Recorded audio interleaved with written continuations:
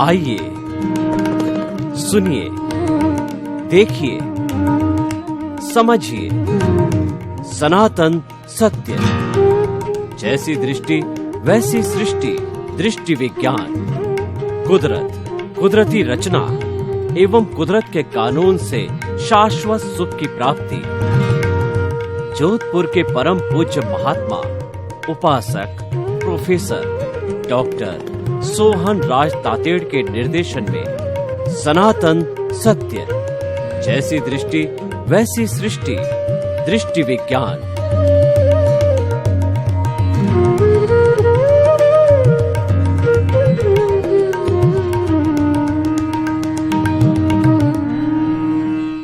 प्रश्न ये है कि अनंत ज्ञान, अनंत दर्शन, अनंत सुख और अनंत शक्ति क्या है? अगर है तो फिर उसका पावर क्यों आम इंसान को नहीं दिखता है? तो एक बात जरूर ध्यान रखो कि आत्मा में जो भी शक्तियां हैं वो क्वांटिटी वाचक नहीं है, क्वालिटी वाचक है। क्वालिटी वाचक।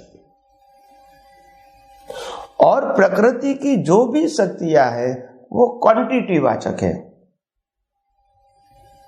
क्वांटिटी यानी कम होती है, ज्यादा होती है, और स्ट्रांग भी होती है, माइल्ड भी होती है, और आती जाती रहती है, परिवर्तित होती है। तो अवस्थाओं की परिवर्तित होना, अवस्थाओं का ज्यादा कम होना, आना जाना, इससे जो डिफरेंसेस होता है उनको देखने और अनुभव करने का आसान हो गया है। मगर जो शाश्वत है, स्थिर है, इसको कैसे अनुभव करें? परिवर्तित हो तो करें। ये बहुत बड़ी विडंबना है आध्यात्म के मार्ग में। और बहुत सारे लोग, क्योंकि जो लोग किताब का ज्ञान जिसके पास है वो उनको नहीं समझा पाते, यानी उसको आंसर नहीं कर पाते हैं। ये अनुभव का विषय, नॉलेज का विषय नहीं है। तब ज्ञानी पुरुष कहते हैं हमेशा शाश्वत ज्ञान और दर्शन स्थिर होता है, और मिथ्या ज्ञान, मिथ्या दर्शन अस्थिर, परिवर्तित होता है। तो आपको समझना है कि मेरे को स्थिर ज्ञान दर्शन का अनुभव करना है जहां अवस्था ही नहीं है, शाश्वत है, या अवस्था के रूप परिवर्तित, कम ज्यादा आने जाने वाले शक्तियों का अनुभव करना है। दोनों है। वंस यू नो कि मैं क्या हूं और मेरे अलावा जो है वो क्या है, दर्शन के रूप में, अवस्था के रूप में नहीं। अगर ये दोनों आपकी दृष्टि में जागृति के रूप में स्थिर हो गया तो संसार तो बाईपास होता ही रहेगा। इसमें आपके एफर्ट से होता नहीं है, क्योंकि वो तो कुदरती रचना है। तो प्रश्न ये है कि जो क्वालिटी वाचक ज्ञान दर्शन है, सुख और शक्ति है। एक महाशय ने बहुत अच्छा प्रश्न किया था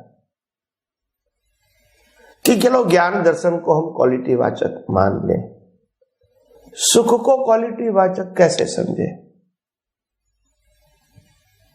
शक्ति को क्वालिटी वाचक कैसे समझे,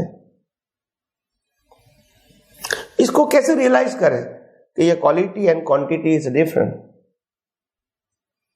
तो मैंने कहा आत्मा की हाजिरी के बिना कोई भी अवस्था में आप सुख की अनुभूति कर सकते हैं? नहीं कर सकते। आत्मा नहीं है तो सुख दुख कुछ भी नहीं है।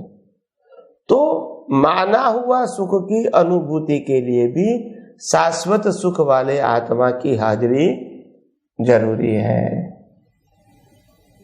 और अगर वो नहीं होता तो माना हुआ सुख की अनुभूति नहीं होगी।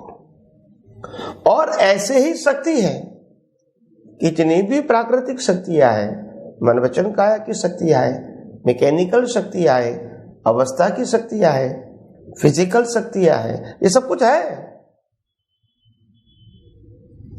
मगर ये सब कुछ शक्तियां व्यक्त होती है बिकॉज ऑफ द अनंत शक्ति वाला आत्मा। वो नहीं होता है तो एक भी शक्ति प्रेजेंट नहीं कर सकते। यानी क्वालिटी वाचक का मतलब था, है और रहेगा, और क्वांटिटी वाचक का मतलब आएगा चला जाएगा, और इसीलिए वो कुदरत का है। तो आपको अगर डिफाइन करना है आत्मा और आत्मा की शक्ति हो तो आप इस प्रकार से उसको समझ सकते हैं। विनाशी और अविनाशी में अंतर क्या होता है? जब तुम खुद अविनाशी हो तो विनाशी तुम्हारा नहीं हो सकता है। तुम अविनाशी भी हो, विनाशी भी हो, दो हो सकता है नहीं हो। दो चीज हो सकती है, मगर एक क्या कहेंगे, एग्जिस्टेंस जो है, अस्तित्व, वो दो नहीं हो सकता है। अगर दो है तो दो पैरेलल होता है। आप समझे, एक ही चीज का दो अस्तित्व नहीं हो सकता है। तो इसीलिए आप आत्मा हो तो जड़ नहीं हो, और अगर आप परमानेंट हैं तो टेम्पररी और टेम्पररी अवस्था भी आप नहीं हो। तो आत्मा और टेम्पररी दोनों पैरेलल है। इसमें जो टेम्पररी है इसका क्रिएटर, ऑपरेटर, डिस्ट्रॉयर तो कुदरत है। तो उसमें आपको डीप में जाने की जरूरत नहीं है। Simple thing. तो धीरे धीरे ये अनंत ज्ञान, अनंत दर्शन, अनंत सुख, अनंत शक्ति जो क्वालिटी के रूप में है, अगर वो समझ में आ जाएगा तो ये ज्ञान, दर्शन, सुख और शक्ति जो विनाशी है, अवस्था के अधीन, मान्यता के अधीन है, वो धीरे धीरे एग्जॉस्ट होती जाएगी। क्योंकि आपको अनंत ज्ञान, दर्शन, सुख और शक्ति की वैल्यू समझ में आ गई, और वो आपकी खुद की है। और जो टेम्पररी आपके सामने हो रही है वो ना आपकी थी, ना आपकी है, और न ही आपकी रहेगी। ऐसे करके हम वितराग के मार्ग में बिना राग द्वेष किए हुए आगे बढ़ सकते हैं। तो वेरी सिंपल थिंग, आत्मा और आत्मा की शक्ति, प्रकृति और प्रकृति की शक्ति, ये दोनों का अस्तित्व अलग है, और वो ही हमको समझना है। जैसे जैसे हम आध्यात्म के मार्ग में आगे बढ़ेंगे, हमको समझ में आएगा कि आध्यात्म विज्ञान जो है वो हमको कहाँ तक ले जाता है। आइए हम और आगे आध्यात्म विज्ञान को समझने की कोशिश करें। स्वामी जी, आपने आत्मिक शक्तियों का, आत्मा का जो है हमको अनुभव स्पष्ट कराने की कोशिश की आपने। स्वामी जी, एक इंटरेस्टिंग प्रश्न पूछता हूं, बड़ा सुंदर प्रश्न है कि मूर्ति का भगवान और जिंदा भगवान, देखिए सारे विश्व पर दृष्टिपात करो तो कितने मंदिर, भारत में असंख्य मंदिर है, सबकी प्राण प्रतिष्ठा करके अपने अपने भगवान को बिठा करके, और फिर लोग कई कई वर्षों तक वो उनकी उपासना करते हैं अपनी अपनी विधि से, और प्राप्त करते हैं। प्राप्ति का लक्ष्य होता है, कामना करते हैं। वो हो गया हमारा मूर्ति का भगवान। और आप कहते हो, दादा भगवान कहते हैं कि जिंदा भगवान तुम्हारे भीतर है, तुम बाहर कहां ढूंढ रहे हो? तो कृपया मूर्ति का भगवान और जिंदा भगवान क्या देता है, कौन सा ज्यादा लाभदायक है? हालांकि प्राप्ति की बात नहीं कर रहा हूं, लेकिन फिर भी एक व्यवहार दृष्टि से बात करता हूं। दो धाराएं चल रही है, उपासना की धारा और निर्विचारता की धारा जो अपन कर रहे हैं। कृपया दोनों का डिफरेंस बताइए, और ये डिफरेंस बता करके अपनी अपनी विधि हम किसी का कटाक्षी करते हैं, लेकिन इस मानव जीवन में सबसे ज्यादा क्या लाभदायक हो सकता है दोनों में से, वो कृपया बताइए। बहुत सुंदर प्रश्न है और ये लोगों के ध्यान में रहना चाहिए। प्रश्न के लिए धन्यवाद और सभी श्रोताओं को मेरा नमस्कार। बहुत बड़ी बात है, एक चेतन भगवान और दूसरा माना हुआ सांप्रदायिक भगवान। एक भगवान की हिस्ट्री है और एक भगवान शाश्वत है, जिनकी हिस्ट्री नहीं होती है। एक भगवान की पूरी हिस्ट्री कुदरत ने बनाई है और एक भगवान खुद ही परमानेंट है, जिसको कोई बना सकते नहीं है, और दोनों का अस्तित्व समाज में रहेगा। क्योंकि आखिर धर्म है वो आध्यात्म की ओर जाने का एक रास्ता है, और इसीलिए जब ह्यूमन लेकिन मानव की जब बिगिनिंग होती है तो वो उसका जन्म जंगलों में होता है, एक जंगली व्यक्ति की तरह। इनके लिए न कोई सोसाइटी है, न कोई रूल्स एंड रेगुलेशन है, और न ही कोई प्रकार का आहार विहार, लाइफ, रिस्पॉन्सिबिलिटी और हिताहित का कोई ज्ञान है। तो जंगली अवस्था में से थोड़ा अपग्रेड आके वो ह्यूमन बनता है और ह्यूमैनिटी को बिलीव करता है कि इंसान दूसरे इंसान को हेल्प करे। वो आगे जाके उसको लगता है कि भी मैं हेल्प तो करता हूं, अच्छी बात है, मगर मेरे को और ज्यादा सुविधा चाहिए लाइफ में, तो उसके लिए पुण्य की जरूरत है। और पुण्य की प्राप्ति के लिए जो मैं प्रयास करूंगा, इससे पाप भी हो सकता है, तो उसके लिए प्रायश्चित भी होना चाहिए। तो धर्म ने पाप पुण्य और प्रायश्चित का मार्ग बताया, और पुण्य के लिए पूरा फॉर्मेट बताया, और फॉर्मेट को फॉलो करके पुण्य बनाओ, और अपनी अपेक्षाओं को पूरा करने के लिए जब आप गलत रास्ते पर चले जाते हो तो पाप बंद हो जाता है, तो उसको अगर भुगतान नहीं करना है तो उसके लिए प्रायश्चित बताया। यानी मानव समाज के उत्थान के लिए ये सामाजिक और धार्मिक धर्म की स्थापना हुई, नेचुरल संजोगों के अधीन, क्योंकि ये जीवन जीने का एक स्टेप है। आगे बढ़ना है, मगर प्रत्येक स्टेप की भी एक वैल्यू होती है, जिसके ऊपर पाव रख के हम आगे जा सकते हैं। भले ही वो हमारा अंतिम डेस्टिनेशन नहीं हो, मगर स्टेप तो जरूर है। अगर 10 स्टेप की सीढ़ी है, उसमें से बीच के 8 निकालेंगे और पहला और 10वां रखेंगे तो हम नहीं पहुंच पाएंगे।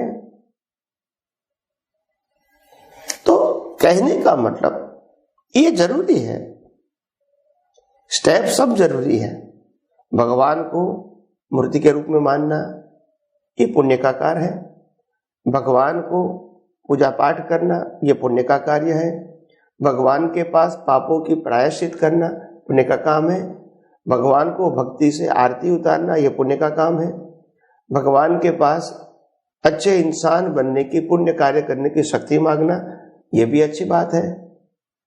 और इसके अलावा भगवान की भक्ति में लिप्त हो जाना और थोड़े समय के लिए संसार को भूल जाना यह भी अच्छा है। मगर इंसान की जो सोच होती है वो क्यों रुक जाती है, आगे नहीं बढ़ती है? क्योंकि धर्म के मार्ग में जो धर्मगुरु शिक्षा देने वाले वो अपने संप्रदाय को अंतिम सत्य बताते हैं और बाकी और कुछ जानने की समझने की जरूरत नहीं है, ऐसा बताते हैं। और इसीलिए जो लोग इस संप्रदाय को फॉलो करते हैं वो आगे का सोचते, सुनते या समझने की कोशिश नहीं करते। और इसीलिए जो धर्म का स्टेप है उसी से ही उसका जन्म मरण का चक्कर चालू रहता है, पाप पुण्य से। तो मैं ये नहीं कहता हूं कि मानव धर्म और सांप्रदायिक धर्म गलत है, मगर ये भी कहना चाहिए कि ये स्टेप है।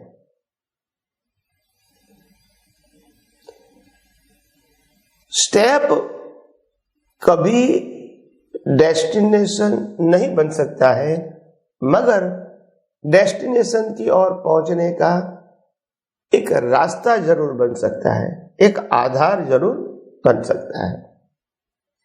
ये बताना चाहिए। हर धर्म वाले जो अलग अलग प्रकार की बात करते हैं वो क्यों अलग अलग प्रकार की बात करते हैं? क्या जानबूझ के करते हैं? नहीं।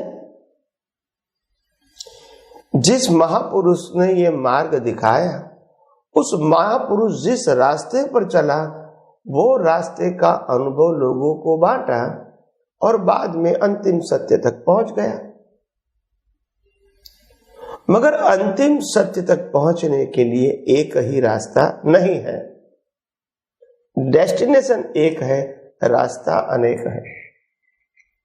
और इसलिए सभी महापुरुषों ने अपने अपने अनुभव का रास्ता बताया अंतिम सत्य को पहुंचने के लिए। अभी कहेंगे कि रास्ते में फिर तो इतना डिफरेंस क्यों आ गया? तो एक एग्जाम्पल से मालूम हो जाएगा। जैसे हिमालय की टोच पर जाना, ये हमारा डेस्टिनेशन है। भारत में से भी बहुत सारे रास्ते हिमालय की टोच के ऊपर ले जाता है। नेपाल के अंदर से भी ले जाता है। चाइना का कोई अक्साई चीन का हिस्सा है, वहां से भी आप नेपाल हिमालय जा सकते हैं। भूटान से भी जा सकते हैं। कहने का मतलब यह है तिब्बत से भी, नेपाल से भी जा सकते हैं, तिब्बत से भी जा सकते हैं। मेरा कहने का मतलब यह है जो व्यक्ति नेपाल से टोच पर जाएगी तो वो अपना अनुभव नेपाल से टोच पर कैसे गए वही तो बताएंगे। जो भारत में से जाएगा वो भारत के रास्ते पर टोच पर कैसे जाएगा वही अनुभव बताएगा। जो नेपाल से जाएगा वो नेपाल से टोच पर गया वही अनुभव बताएगा। जो भूटान से जाएगा वो भूटान से टोच पर कैसे गया वही बताएगा। जो चाइना से जाएगा वो चाइना से टोच पर कैसे गया वही बताएगा। तो डेस्टिनेशन तो एक है, मगर रास्ता अलग होने के नाते जो जो रास्ते पर वो गए वो अनुभव लोगों को शेयर किया। यानी शेयर करने वाले गलत नहीं थे। क्या बताया? गलत नहीं थे, मगर ये रास्ता है, डेस्टिनेशन नहीं है, वो बताना उनकी परंपरा में लोग भूल गए कि ये रास्ता बताया है, डेस्टिनेशन तो हमारा सबका एक ही है। तो अंतर रास्ते में है। तो जो रास्ते में अंतर दिखा गया है तो हम हो सके कि उन अवस्था में उनको एक ही रास्ता मिला और पहुंचे। हम अगर इस रास्ते से कोई अच्छा सरल रास्ता मिलता है तो हम देखें।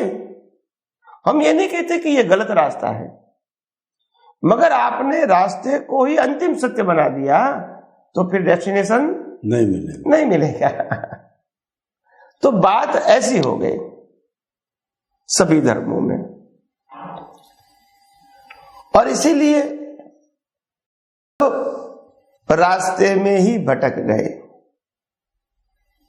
और एक दूसरा व्यक्ति रास्ते के ही कंपटीशन में लगे कि तुम्हारा भगवान अलग, हमारा भगवान अलग, तुम्हारा मंदिर अलग, हमारा मंदिर अलग, तुम्हारे मंत्र अलग, हमारे मंत्र। रिलेटिव ट्रूथ, व्यू पॉइंट में चलेंगे तो क्या करेंगे भाई? वो तो रास्ता था, वो डेस्टिनेशन नहीं है। तो कहने का मतलब आध्यात्म विज्ञान आपको रास्ता भी दिखाता है और डेस्टिनेशन की भी जागृति देता है। और डेस्टिनेशन अंतिम सत्य है, रास्ता अंतिम सत्य नहीं हो सकता है।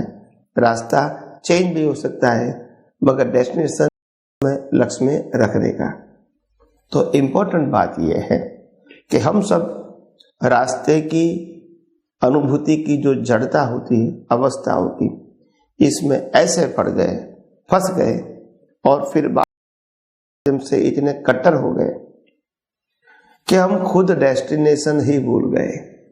हम ये भूल गए कि राम कृष्ण महावीर ने जो रास्ता बताया वो डेस्टिनेशन के लिए बताया, उनके पास पहुंचने का रास्ता नहीं, वो जहां पहुंचे थे उस पहुंचने का रास्ता अनुभव से बताया। हम तो समझे रामकृष्ण महावीर को मानना वही तो डेस्टिनेशन है हमारा। ये गलती हो गई। समझ में आया? उन्होंने अनुभव से रास्ता बताया, वो गाइड थे, मार्गदर्शक थे, वो अनुभवी थे, मगर हमने समझा हमको जो बताने वाला है उसको ही अनुभव करना है, वो उसको नहीं करना था। उन्होंने जो रास्ता बताया वो अंतिम सत्य जो सबका एक ही होता है वो बताया। तो ऐसी गड़बड़ हो गई और फिर इसको सुधारने वाला तो कोई होता नहीं है, क्योंकि हर धर्म इतना परिपक्व हो गया कट्टरता के माध्यम से कि कौन गलतियां को स्वीकार करेंगे। वो कहेंगे हम जो बताते हैं, हम मानते हैं, हम फॉलो करते हैं, वही सही है। तो मगर ये आध्यात्म विज्ञान का एक नम्र प्रयास है कि लोग रास्ते को भी जाने, अंतिम सत्य को भी जाने और रास्ते के अंदर जो जो कुछ बिलीफ है इसको भी जाने और पास करके आगे बढ़े। यही हमारी तो भावना है। तो इसीलिए ये आध्यात्म विज्ञान है जो इतने सारे धर्म हैं इसको गलत नहीं मानते हैं, मगर धर्म के अंदर ही अंतिम सत्य मान लेना ये सोच सही नहीं है। अंतिम सोच रामकृष्ण महावीर नहीं है, अंतिम सोच है रामकृष्ण महावीर कहाँ पहुंचे, वो अंतिम सत्य है। और हमारी खोज वो अंतिम सत्य की होनी चाहिए। भले राम के मार्ग पे जाओ, कृष्ण के मार्ग पे जाओ या महावीर के मार्ग पे जाओ, प्रश्न मार्ग का नहीं है, मगर अंतिम सत्य सबका एक ही था, ये समझना था। इसलिए रामकृष्ण महावीर को मानने वाले के साथ अंतर करना वो ठीक नहीं है। समझ में आया? हाँ, तो इसीलिए आगे आगे भी हम आध्यात्म विज्ञान में और बहुत सारी बातें बताते रहेंगे, जिससे आपका जीवन, सोच, समझ बहुत ब्रॉड हो जाए और आपको सही रास्ते पर चलने का मार्ग मिले। यही मेरी शुभकामना। स्वामी जी, समस्त श्रोताओं की तरफ आपको बहुत बहुत धन्यवाद। मेरी बुद्धि स्पष्ट हुई कि आपने मूर्ति का भगवान और जिंदा भगवान है वो स्टेप बाय स्टेप पड़ाव बताए। पड़ाव से ही हम अल्टीमेट डेस्टिनेशन तक जाते हैं। वो अल्टीमेट डेस्टिनेशन है, वो सनातन सत्य सिद्धांत पर आधारित है, कभी बदलता नहीं है, वो शाश्वत है और वह जो है वही हम हैं जो हमको प्राप्त करना होता है।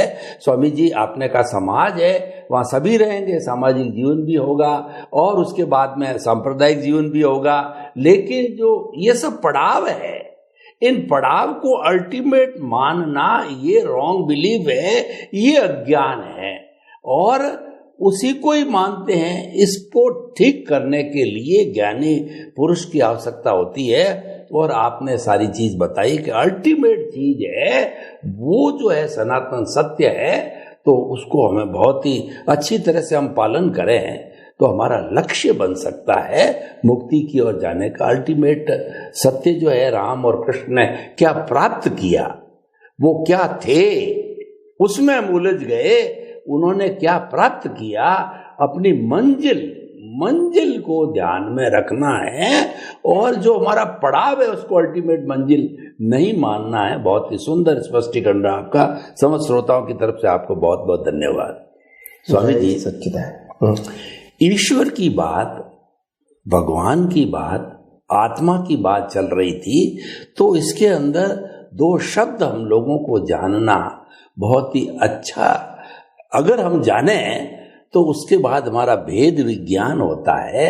वो होता है, एक शब्द है टंकोत्कीर्ण, एक शब्द है अव्याबाद। ये आते हैं और लोग इसमें कंफ्यूज हो जाते हैं कि ये बार बार आते हैं। और एक आपने बताया विज्ञान जो है स्वरूप, घन स्वरूप और एक विज्ञान स्वरूप, ये सब आत्मा से जुड़े हुए गुण हैं। तो इनको अगर हम जानते हैं तो भेद विज्ञान पैदा होता है, जड़ और चेतन का क्षीर नीर प्राप्त होता है। तो कृपया इनको थोड़ा सा परिभाषित करके बताइए, ताकि कि हम अच्छी तरह से समझ सके इन आत्मिक गुणों को। प्रश्न के लिए धन्यवाद।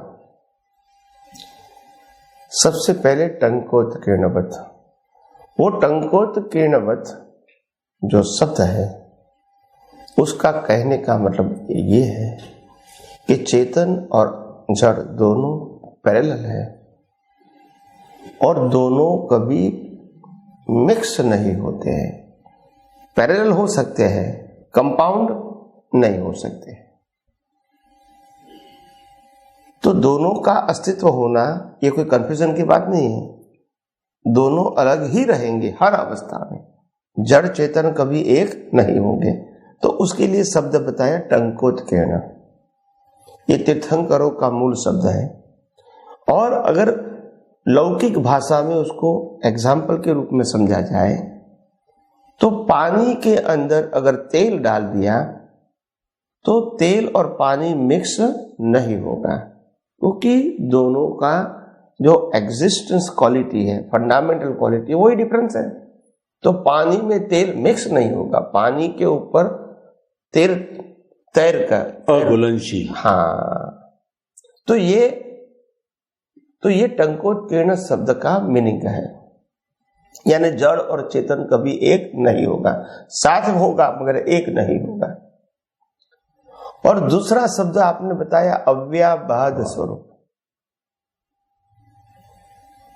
तो जो जड़ है और जड़ की प्राप्ति, जड़ की अवस्था की प्राप्ति, ये बाधा पीड़ा स्वभाव वाली होती है। मिलता है, नहीं मिलता है, मिलता है फिर चला जाता है, तो उससे सुख दुख की अनुभूति होती है। ये अवस्था की बात है। जब आत्मा की बात करेंगे, आत्मा की क्वालिटी की बात करेंगे, आत्मा के अस्तित्व की बात करेंगे, तो उसमें तो अवस्था है नहीं, अबाधित। इसीलिए उसको अव्याबाद कहा। यानी उसमें बाधा पीड़ा नहीं होगी, सब कुछ परमानेंट, निरंतर है। तो ये शब्द लाइव ईगो के लिए हम बाधा पीड़ा वाली अवस्था में इन्वॉल्व हो जाए या अव्याबाद स्वरूप में इन्वॉल्व या अटैच हो जाए, इसी के लिए दोनों है। मगर हमको इन्वॉल्व कहां होना है, अटैच कहां होना है, वो इंपॉर्टेंट है। जहां अटैच होगे वो आपका अनुभव होगा।